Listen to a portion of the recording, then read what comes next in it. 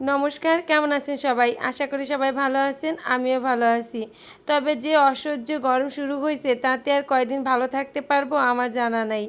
তো যাই হোক, আমি মাগুরাতে গিয়ে পরের দিনটা সকাল থেকে সন্ধ্যা পর্যন্ত কি করলাম তার সবটাই আপনাদের সাথে শেয়ার করলাম এই ভিডিওটির মাধ্যমে।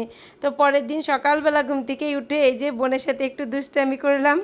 আর অন্যদিকে ওই দিন কিন্তু আমাদের বাচ্চারাও সকাল সকালে ঘুম থেকে উঠে পড়ে। রাতে কিন্তু আমরা কেউই তেমন ঘুমাই না, অনেক রাত হয় ঘুমাইতে ঘুমাইতে, প্রায় 3টা 4টে বেজে যায়।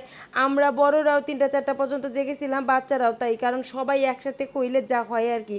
আমরা বড়রা সবাই একপাশে আনন্দ করছি, ছোটরা একপাশে। কিন্তু তারপরেও ওই যে সকালবেলা খাসি আসবে, সবাই খাসি কাটা দেখবে, সেই আনন্দে সবাই সকাল সকাল ঘুম থেকে উঠছে। তো খাসি কাটা দেখা শেষ, এই যে আমার ছোটো কোকার মন চাইছে তাকে একটু আদর করবে, কিন্তু কাছে যাইতে সাহস পেতেছিল না।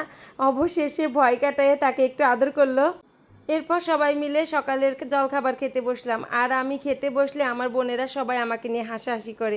আমি ভাই একটু ভোজন রসিক মানুষ, আমার কোনো খাবারে অনীহা নেই, আমি কম বেশি সব খাবারই খাই।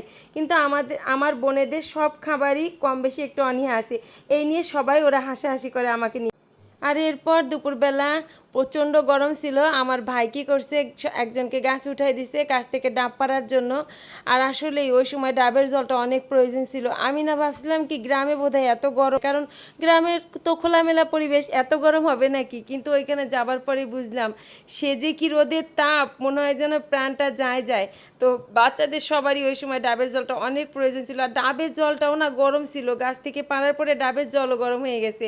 সবাই মিলে এখানে ডাব খাইতেছে। আর অন্যদিকে আমার ছোট দুই বোন করছে কি, ওই পাশে টিকটক ভিডিও বানাইতে ব্যস্ত। ডাবের জল খাওয়ার প্রতি তাদের কোনো নেশা নাই। তো আমি কি করছি, ডাবের জল খেয়ে এই যে এই গ্লাসটায় ডাবের জল না নিয়ে জল নিয়ে ওদেরকে দিয়ে দুষ্টামি করার জন্য এটা নিছি। আর আমি তো সবসময়ই কম বেশি একটু ভিডিও করি, তো ওরা ভাবছে বড়দি এমনি বোধহয় ভিডিও করতে করতে আসতেছে, ওরা বুঝেই নাই এই যে আমি ওদের জন্য ডাবের জল নিই নাই। এই যে এই জল নিয়ে বলতেছি তোমরা খাও ডাবের জল। এই যে দেখেন, আমার বোন ভাবছে আমি ওর জন্য ডাবের জল নিয়ে আসছি। ইস কি খুশি, বড়দি ডাবের জল নিয়ে আসে। দেখেন মুখে দিয়ে কি একটা অবস্থা হয়, মুখে দেবার পরে সে যে কি অবস্থা, কি ভয়ঙ্কর রাগ আমার উপরে হয়েছে।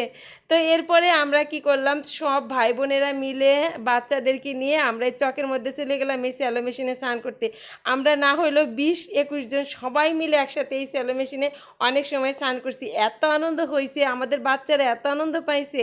আর এখানে স্নান করার পরে আমরা আবার পাশে একটা পুকুর ছিল, সবাই মিলে পুকুরে স্নান করছি। বাচ্চারা তো আসলে শহরে ওইটা পায় না, এত আনন্দ হয়েছে সবাই মিলে আমরা স্নান করছি। তো স্নান করা শেষে বাসায় এসে যে খেতে বসলাম। আর এই যে এখানে কিন্তু আমি ডান হাতেই খাচ্ছি, সামনে ক্যামেরা দিয়ে ভিডিও বানানো যার কারণে মনে হইতেছে আমরা দুই বোন বাঁ হাতে খাচ্ছি। তো খাওয়া দাওয়া শেষ করে আমি পাশের একটা মাঠ ছিল, ওই মাঠে যেয়ে বসলাম একটু বাতাসে। তো এই ছাগলটা না আমার থেকে কিন্তু একটু দূরেই, মানে ওই বাধা ছিল, ও ঘাস খাইতেছিল। ও কী করছে, আস্তে আস্তে আমার কাছে চলে আসছে, আইসে এই যে দেখেন ওর যে দড়িটা আছে ওইটা দিয়ে আমাকে পেঁচিয়ে ধরছে। এই যে ওর দড়িটা দিয়ে আমাকে পেঁচিয়ে ধরে আমার সামনে দাঁড়ায় দাঁড়ায় এই যে ঘাস খাইতেছে। এটা কেমন জায়গা, মানুষে তো ভালোবাসে না, ছাগলটা তো ভালোবাসছে। তো ওইখান থেকে চলে আসলাম বাসায়। আর এই যে বাসায় আসার পরে চলে আসছে আমার মেজো বোনের বর। আর আমার মেজো বোন শুধু বোনের বর শুধু একা না, ওই যে আমার সাহেবও আছে। কারণ আমরা তো সব বোনেরা আগের দিন আসি বাচ্চাদেরকে নিয়ে, পরের দিন আমাদের বরেরা আসে। আর এই যে আমার ভাইয়ের বউ, সে তার ননদ জামাইদেরকে নিজের হাতে খেতে দিচ্ছে। অনেক গরম ছিল, তার শরীরটাও ভালো ছিল না, তারপরেও সে নিজে হাতে ননদ জামাইদেরকে খেতে দিল। আর খাওয়া দাওয়ার পরে কিছু সময় রেস্ট নিয়ে আমরা সবাই একসাথে রেডি হইলাম। রেডি হয়ে সবাই মিলে আসলাম এই যে মন্দিরটাতে। এইখানে প্রতি বছর নামযজ্ঞ হয়, তো এই মন্দিরটাতে আসলাম। আসলে আমরা না বিকালবেলা বের হইতে পারলে অনেক ভালো লাগতো। আমরা যখন রাস্তা দিয়ে আসছি, খোলা মেলা পরিবেশ সব কিছু অনেক সুন্দর ছিল, কিন্তু ওই যে গ্রামে রাতের দৃশ্যটা তো আর উপভোগ করা যায় না রাতে ঘুরতে বের হইলে। ওই জন্য আমি শান্তিমতো একটু ভিডিও করতে পারি নাই। তো আসলে গ্রামে বিকালবেলা ঘুরতে বেরোলে বেশি ভালো লাগে। শহরে তো তাও আলো থাকে, গ্রামের রাস্তায় তার আলো থাকে না, কিছুই দেখতে পাই নাই।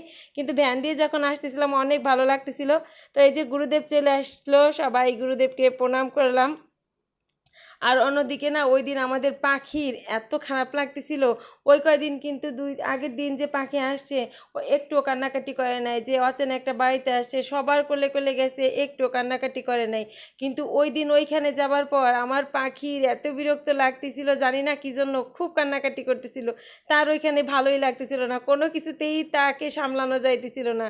সে যে কি চাইতেছিল আমরা বুঝতেছিলাম না। তো এখানে আর বেশি সময় দেরি করলাম না, ও বোধহয় ভয়ই পাইতেছিল না কি জানো।